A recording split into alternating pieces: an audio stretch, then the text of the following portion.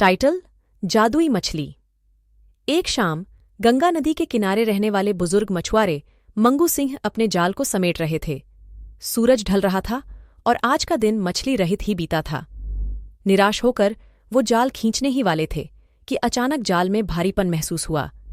थोड़ी मेहनत के बाद वो जाल को बाहर निकालने में कामयाब हुए, पर जाल में कोई साधारण मछली नहीं थी, बल्कि सुनहरी चमक वाली एक छोटी सी मछली थी।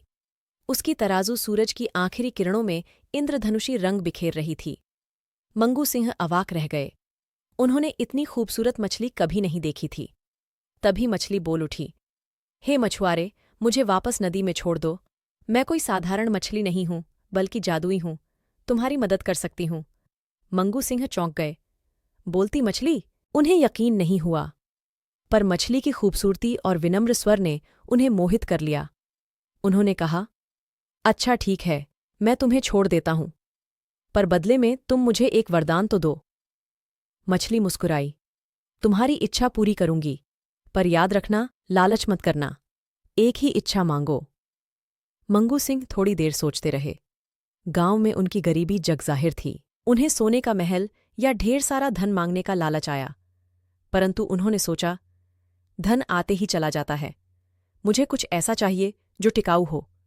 फिर उन्होंने कहा, मछली रानी, मुझे ऐसी शक्ति दो कि मैं हमेशा ताजे और स्वादिष्ट फल और सब्जियां उगा सकूं। मछली ने कहा, बुद्धिमानी की बात है, यह वरदान तुम्हारे लिए बहुत फायदेमंद होगा। मंगू सिंह ने मछली को वापस नदी में छोड़ा। अगले ही दिन उन्होंने अपने छोटे से खेत में बीज बोए। कुछ ही हफ्तों में उनकी फसल लहलहा उठी। फल और सब्जियां इतनी स्वादिष्ट और ताज़ी थीं कि गांव वालों के बीच मशहूर हो गईं।